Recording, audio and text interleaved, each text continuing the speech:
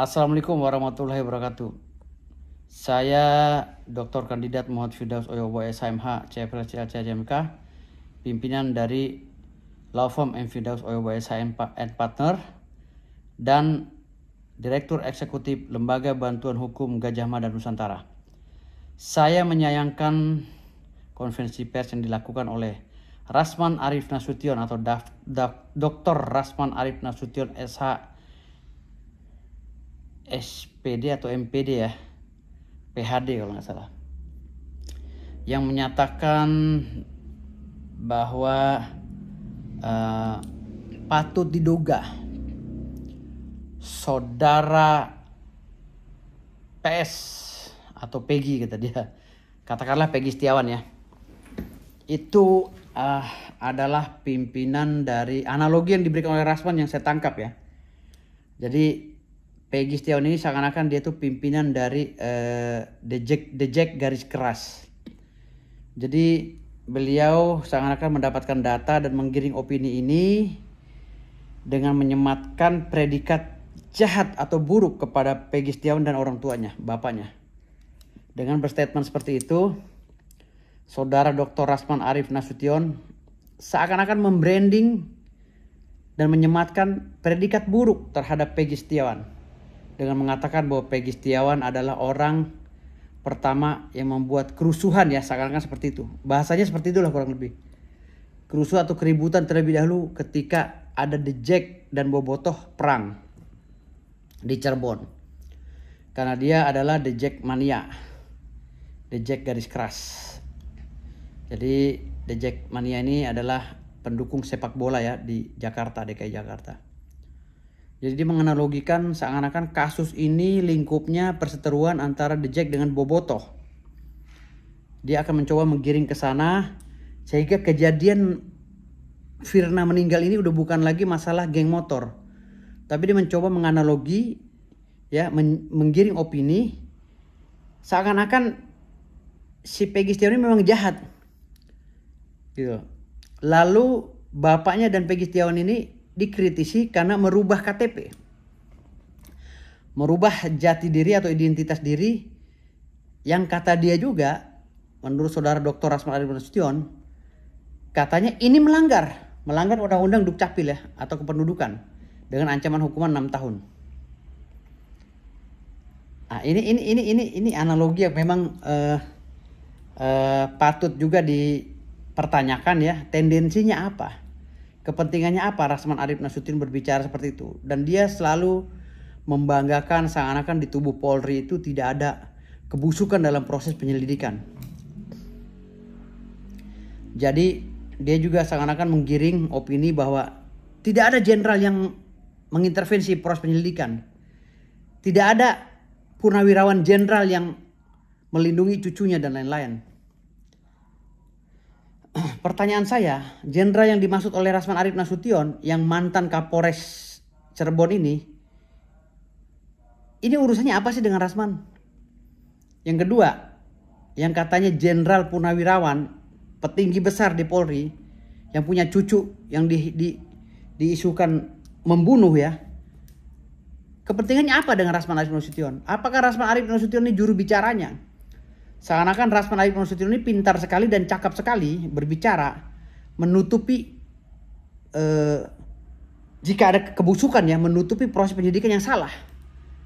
Dan seakan-akan Rasman Arif Nasution ini menjadi pahlawan kesiangan, ingin membentengi semuanya agar polisi tidak disalahkan. Oknum polisi ya yang melakukan proses penyidikan tidak disalahkan, bukan general ya. Saya tidak mengeneral semua polisi karena kami bangga dengan polisi Indonesia. Rasman itu berbicara seperti itu. Seakan-akan semua dilimpahkan ke Peggy Setiawan. Dengan katanya bapaknya Peggy Setiawan mengganti kartu penduduk ya, dengan namanya si A menjadi si B. Dengan si Peggy Setiawannya juga mengganti dari nama Peggy Setiawan ke Robi. Ya. Kalau menurut saya mengganti kartu penduduk itu sah-sah saja. Selama pemerintahnya mau menerima. Mau ganti 100 kali kek, kalau pemerintahnya mau menerima yang bikin kan pemerintah. Ya salahkan pemerintahnya. Udah tahu udah ada sistem digitalisasi. Ya, udah ada sistem digitalisasi. Kenapa dia tidak connect antara Dukcapil yang ada di Cirebon sama di Bandung nggak connect datanya. Kan harusnya database-nya connect. Ada apa dengan Dukcapil? Kan gitu pertanyaannya. Jangan disalahin bapaknya Peggy Setiawan atau si Peggy Setiawan yang merubah nama di itu. Salahkan Dukcapilnya kok nerima. Kan namanya orang mau bikin kartu tanda penduduk itu kan harus ditanya juga. Akte kelahirannya, akan ditanya itu kartu keluarganya. Lah kenapa? Lantas siapa yang memalsukan Dukcapil ini? Apakah memasukkan data Dukcapil ini? Apakah bapaknya Peggy Setiawan atau Dukcapilnya sendiri yang memalsukan? Kan pertanyaannya seperti itu. Kenapa Dukcapil begitu mudahnya merubah data orang? Yang disalahkan itu Dukcapil, Parasman. Bukan bapaknya si Peggy Setiawan atau si Peggy Setiawannya. Peggy Setiawan adalah masyarakat yang berkehendak dan beritikat baik datang ke Dukcapil ingin merubah namanya. Dengan data yang dia punya. Terlepas nanti datanya palsu atau tidak, Anda laporkan dulu karena ini delik aduan absolut. Siapa yang dirugikan di sini? Laporkan dulu. Dukcapilnya laporkan si bapaknya Peggy, baru ada muncul delik di situ. Jangan main langsung hatam kromo. Bahwa ini bisa dipidana 6 tahun penjara. Siapa yang laporin main 6 tahun penjara aja.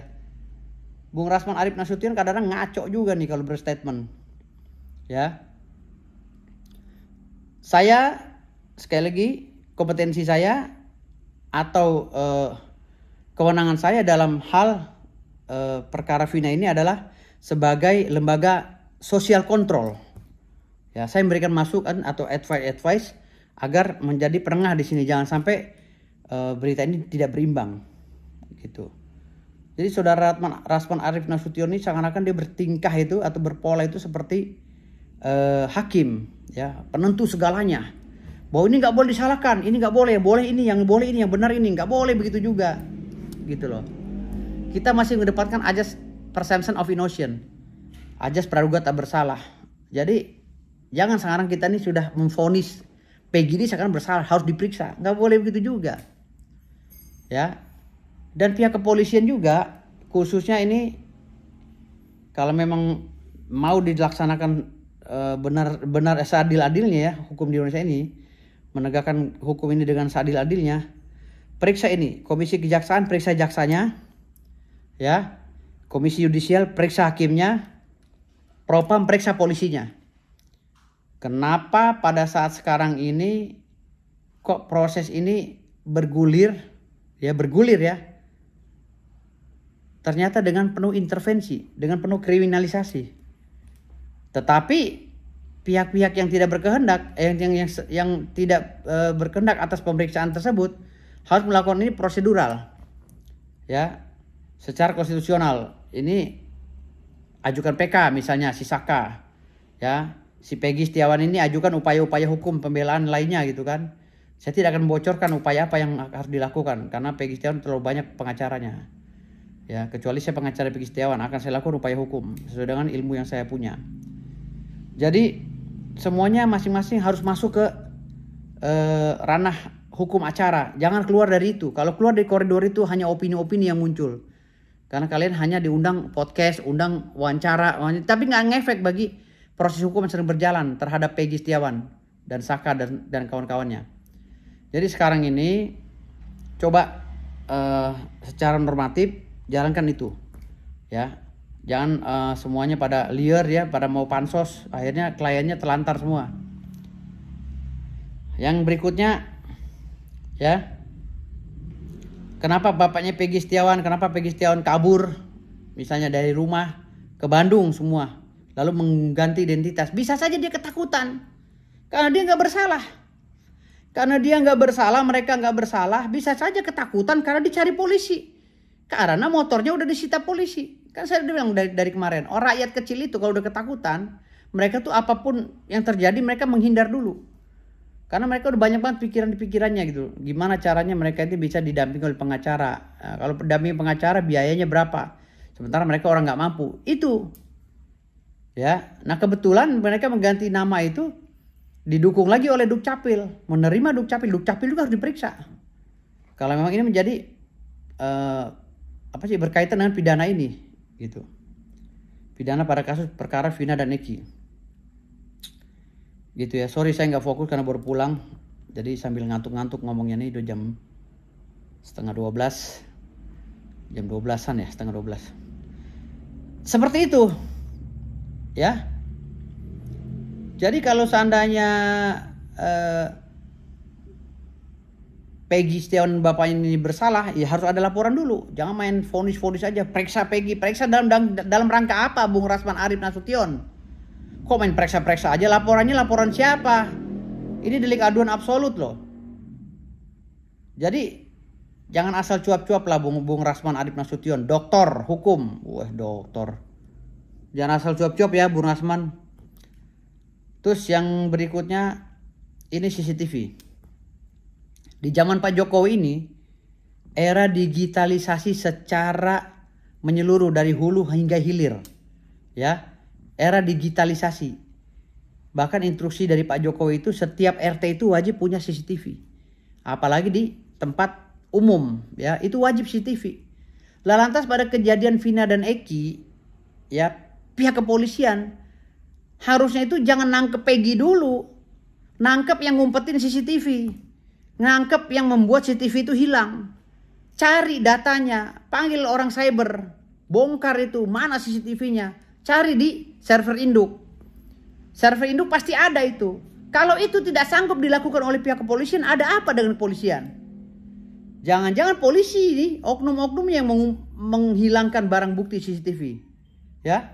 Karena saya lihat tuh di situ medsos tuh banyak beredar bahwa di situ ada CCTV-nya pada saat itu. Tapi pada saat kejadian kok kenapa pada hilang semua CCTV? Gitu loh. Jangan kebiasaan dikit-dikit kalau ada kasus besar CCTV hilang, CCTV dibakar. Pak, saya ini orang goblok Pak tentang IT. Ya Pak. Tapi minimal saya mempunyai pikiran yang cerdas gitu. Goblok tapi cerdas Pak saya. Kalau CCTV barang perangkatnya yang di jalan itu hilang atau angus, tapi kan di servernya nggak hilang Pak. Lah ini tugasnya daripada polisi, tim cyber. Mabes Polri turun. Wasidik turun. Gitu loh. Kalau seandainya Wasidik atau Mabes Polri nggak turun ya cybernya. Atau Kapolri sekalipun. Nggak berani memeriksa ini melalui anggota-anggotanya.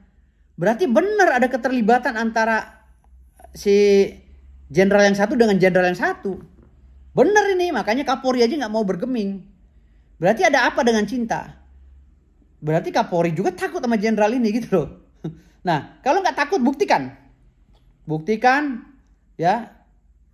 Buka data ini seterang-terangnya biar masyarakat tidak banyak tanda tanya. Periksa akun-akun yang berani menyebutkan secara gamblang ya tentang kejadian kronologis detik per detik. Ada tuh akun-akunnya di Facebook menyebar, di TikTok menyebar tuh akun-akunnya. Periksa mereka.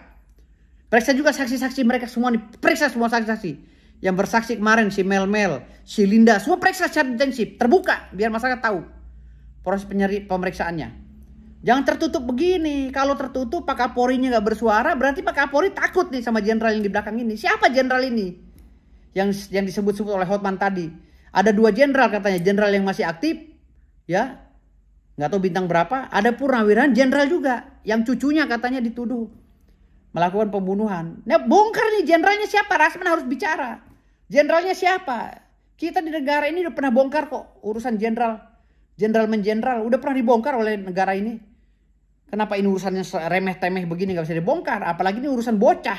Bocah dilindungi oleh jenderal yang bisa mengguncang dunia berarti, mengguncang Indonesia. Kan hebat banget kastanya anak ini, anak bocah ini yang benar-benar si pembunuh asli dilindungi oleh jenderal, lalu jenderal yang lain nggak berani berkutik. Kan kastanya tinggi banget ini anak. Kalau gitu dia aja dah diangkat jadi presiden atau Kapolri. Ini anak bocah yang baru kemarin. Karena hebat banget itu dilindungi oleh negara. Kalau emang itu dia tersangka yang dimaksud oleh Rasman. Ya, periksa secara intensif siapa sih anak jenderal ini, siapa sih cucunya jenderal ini. Bongkar kalau emang ini, gitu loh. Ya. Jadi terbuka semuanya, biar nggak ada tertutup. Terus CCTV-nya mana CCTV-nya? Ya. Kalaupun perangkatnya dibakar, servernya nggak mungkin kebakar dong. Servernya pasti ada di induknya. Cari. Saya aja orang bodoh bisa kok ngerti. Ya itu untuk Bung Rasman ya, ingat Bung Rasman jangan asal bunyi. Ya. Karena saya tetap memantau masalah ini, ada hak saya untuk memantau kebijakan publik. Ketika kebijakan publik salah saya akan bersuara. Terima kasih. Wassalamualaikum warahmatullahi wabarakatuh.